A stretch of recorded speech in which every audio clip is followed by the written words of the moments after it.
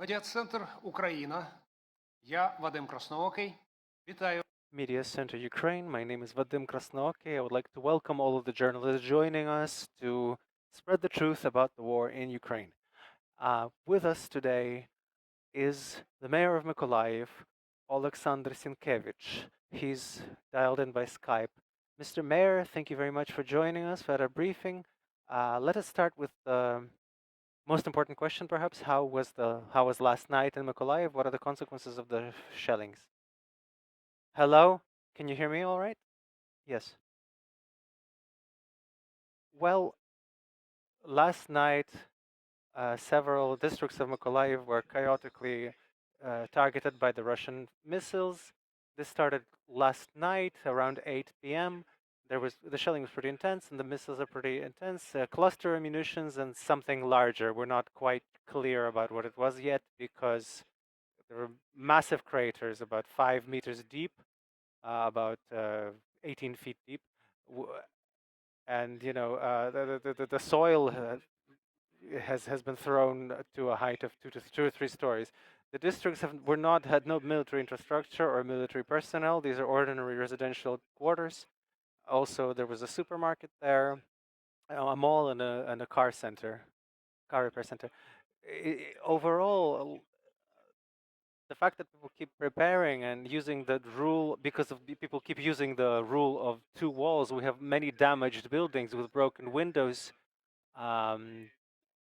broken doors, walls, holes in the walls. But fortunately, in the past 24 hours, only 2 people were injured. One person was a civilian and one was a policeman. We don't have any casualties, any deaths. Could you tell us what was the point? What was the goal? What was the objective of these shellings? Have they not hit their target, or are they simply firing indiscriminately at residential quarters? I visited all the locations today. It's hard to decide what their goal is, what their objective is. We open Telegram channels and we see some kind of nonsense about where particular location that there's particular military objectives and objects in those particular places. All of the place where they hit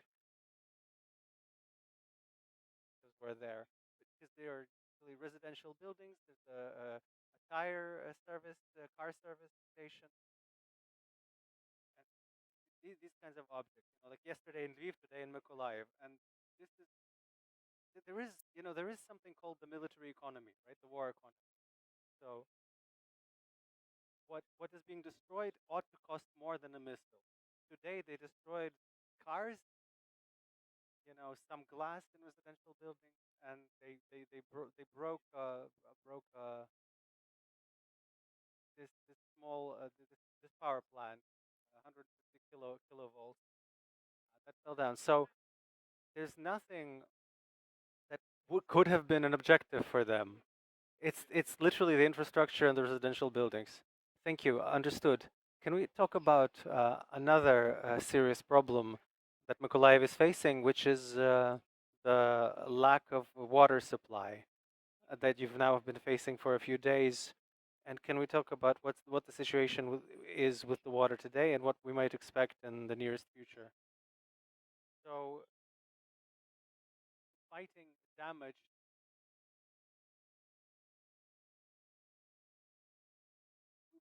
We have two branches off of Dnipro were damaged. They were destroyed. So water is not being pumped from the Dnipro River.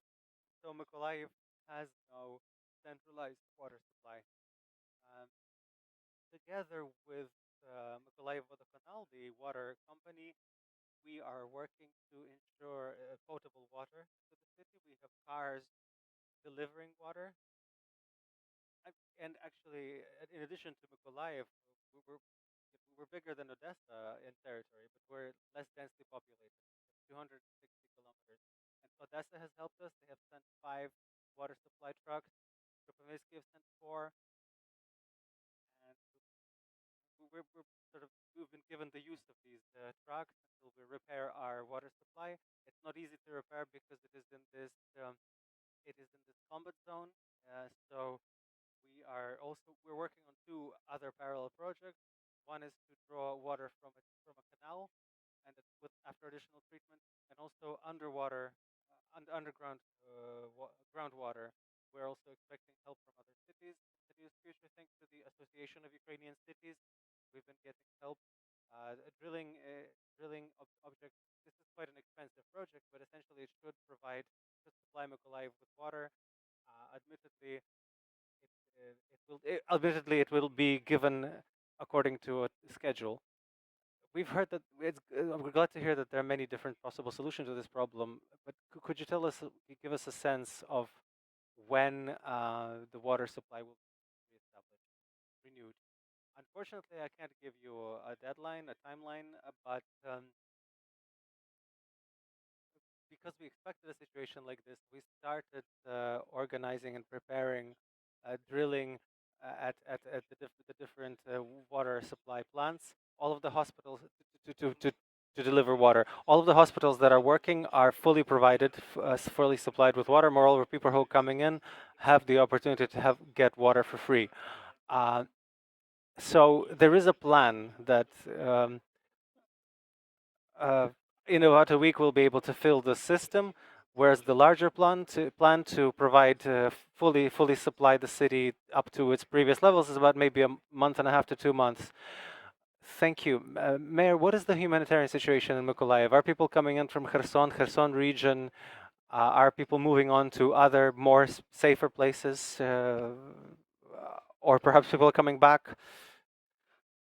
Yeah, so we have one of the evacuation routes is through Snehurivka, occupied by Russians. So through occupied Kherson, they go to Snehurivka, and then they go to the Mykolaiv region, and then they go to Mykolaiv.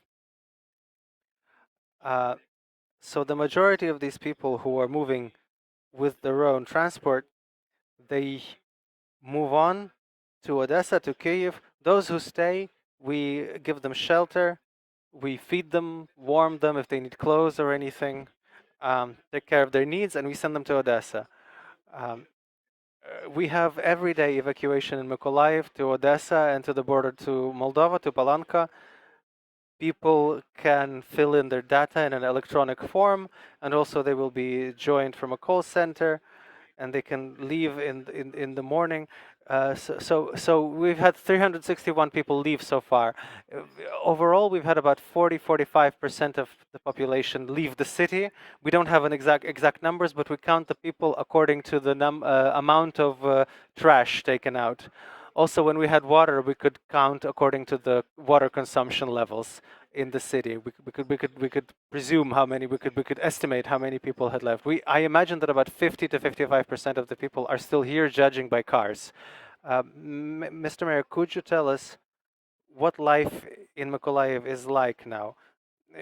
Communal services are working. Are shops working? Where do people get the necessities, the food, the medicines? What's the situation? Okay, so at the start of the war, they tried to encircle Mykolaiv, and up to, the city was about two-thirds encircled by Russian forces. Now, Mykolaiv is territorially on two rivers, Pivdenny Bug and Bug. Now, the Russian forces had, in Inhul, the Russian forces had built a ferry and crossed the southern Bug and started to move to Inhul.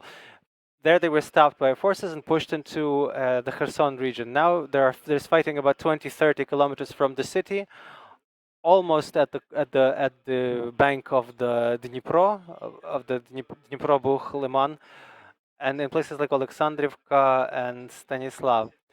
We constantly have the front line constantly shifts.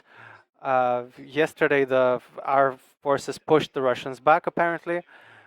And they keep coming in and adding new forces. The city itself is being targeted every day, and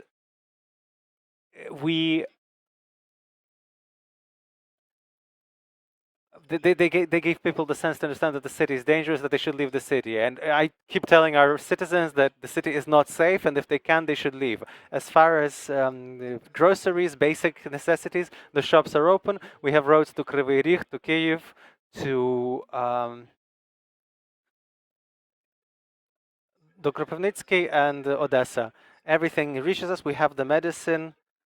We also get humanitarian aid. Um, the stuff that can stay, we put it into untouchable reserves, in untouchable stocks in the city. Everything that cannot stay long, we distribute it through territorial centers of social help. We also cooperate with a significant network of volunteers. People who have no work and money, they keep getting aid.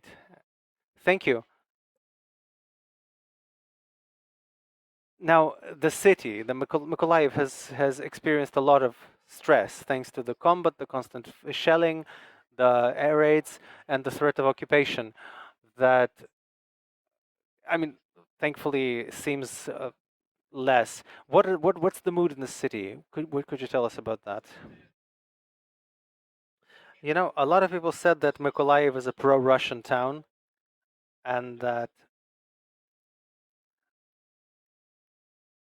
as proof, it was said that half of the deputies in the city council were from the opposition, so-called opposition bloc. Well, in this city council, we have one member from the opposition platform and one of Sharia. Now, Mykolaiv had no love for Russia; it had love for the Soviet Union, because the city has fond memories of what was happening in the years of the Soviet Union. Our factories were working. Almost 25% of Kiev of almost 25% of the population were in shipbuilding. The Moskva cruiser that was sunk by our troops was built in Mykolaiv. We have a copy like that that stands in the city. Almost all of the uh, air carrying cruisers have been built in Mykolaiv. Also, the Laulinha, Varyach was also built in Mykolaiv. So, of course, the residents of Mykolaiv associated themselves with the city of shipbuilders. And that was the best they had then. There was that stability. But after the first missiles hit our city on February 24th, I think any association of the Soviet Union and Russia fell apart, like melted like the snows of yesteryear. I don't think we have people who have not been affected in the course of this war, whether they're building or somebody died that they knew. I think that this is the best kind of refreshing cold shower for those who were thinking about had some kind of plans with Russia. Everybody is united. Everybody is working in their different positions. Volunteers, builders, the city. We're building defensive structures. The utilities are not only building but also removing technology. We've had 36 units of technology, objects of technology. We have